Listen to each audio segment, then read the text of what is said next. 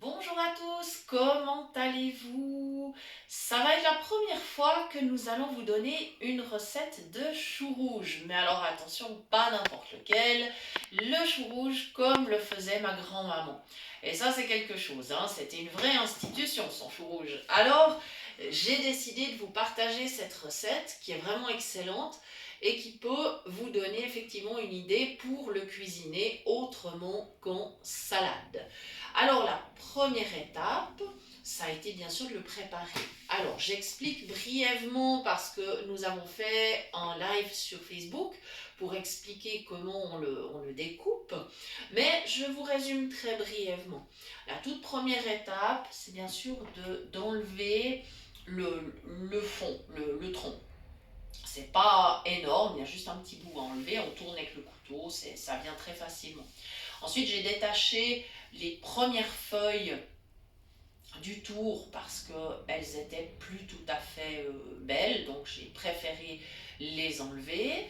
J'ai ensuite lavé mon chou et j'ai continué à l'émincer avec le couteau, mais c'est une opération qui peut également être réalisée avec une râpe à main, une râpe électrique, enfin voilà, comme vous souhaitez, faites vraiment comme vous avez l'habitude.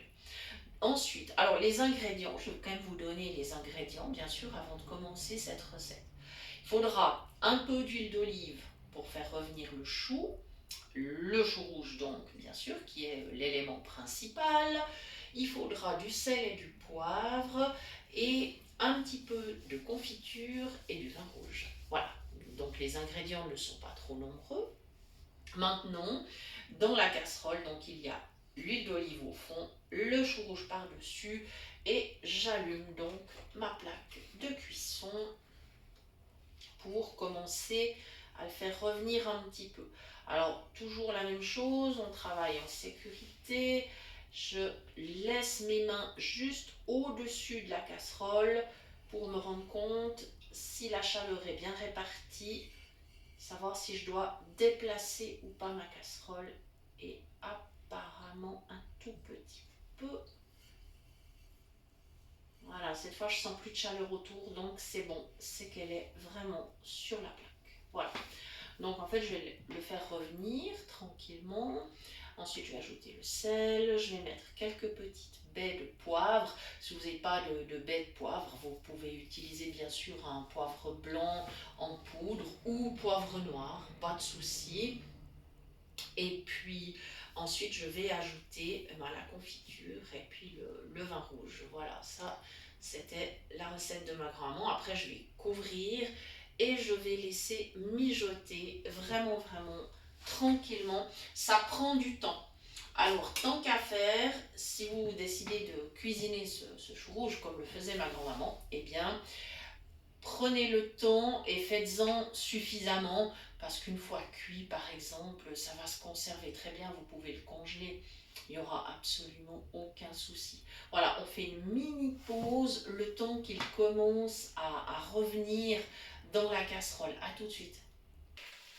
Voilà, donc mon chou, vous entendez, ben, il est en train de revenir dans l'huile d'olive.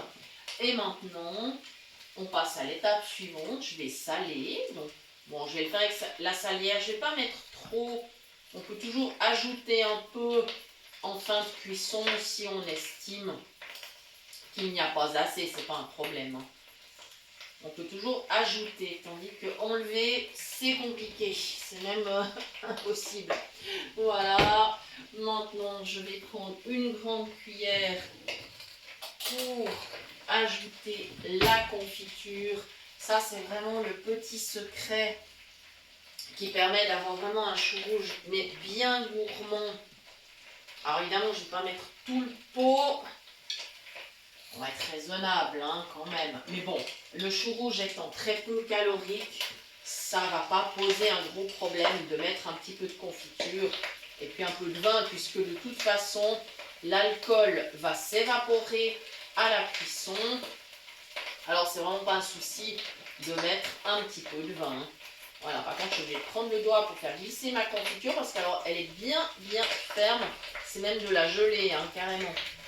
Voilà. Confiture maison bien sûr. Voilà. Prenez la confiture qui vous plaît, hein. Elles conviennent joliment toutes. Voilà. Je vais en mettre 3 cuillères à soupe, ça ira bien. Enfin, j'ai un bon kilo de choux, hein. Comme ça vous donne un peu une idée. Voilà. Pour les proportions. Après, ça dépend si vous aimez vraiment un peu plus sucré ou pas. Ça, c'est selon votre goût. Vous pourriez tout à fait également mettre du miel à la place, hein. C'est pas un souci. Elle est bien bonne, ma petite confiture. Voilà. Le miel convient également super bien.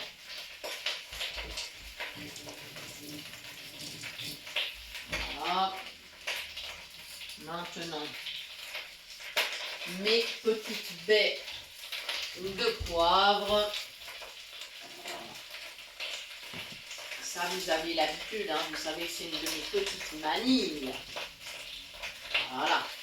Vous pourriez tout à fait, à la place du sel, mettre un bouillon sans gluten par exemple.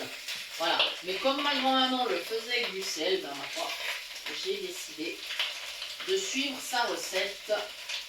Voilà, mes petites baies de poivre, ça c'est bon. Et maintenant, le vin, je précise que c'est un vin rouge. Alors, ne mettez pas un grand cru, hein, c'est pas la peine. Mais pas de la piquette non plus, on se comprend. Voilà, allez, on y va.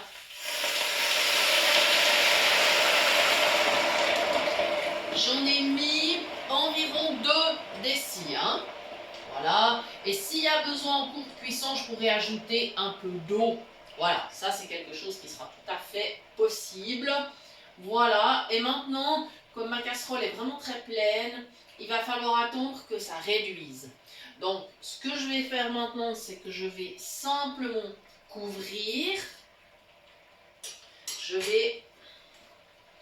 Voilà, je vais laisser chauffer. Et quand mon couvercle sera chaud, je baisserai ma plaque. Je la mettrai entre 2 et 3, sachant que ma plaque va jusqu'à 9, hein, d'accord? Comme ça, c'est à peu près le tiers. Et ça va mijoter, alors ça prendra du temps, comme je vous l'ai dit. Il faut compter bien 1h30, parfois un peu plus. Il faut tester, il faut goûter, c'est la seule solution pour voir si c'est bien cuit. Ça doit être bien tendre. Ça doit être bien gourmand. Bien sûr, je viendrai remuer quelques fois, hein, naturellement. Voilà, mais ce ne sera pas un souci. Donc voilà, c'est une recette assez simple finalement, qui permet d'accompagner des viandes, des grillades, un petit peu ce que vous voulez. Ça peut aussi être accompagné un menu végétarien, hein, évidemment, il n'y a pas de problème du tout. C'est de toute façon une recette végétarienne, ça c'est sûr. Voilà, donc les possibilités, elles sont assez larges. Donc je vous remercie beaucoup d'avoir suivi la recette et je vous rappelle que vous pouvez bien sûr nous retrouver sur Facebook très régulièrement pour des lives. Et vous pouvez toujours bien sûr nous écrire à notre adresse mail cuisinepratique@mail.ch pour toute demande de recettes, si vous voulez nous proposer des recettes ou pour recevoir les liens des prochaines vidéos. Merci beaucoup de nous avoir suivis et à très bientôt pour de nouvelles idées cuisine.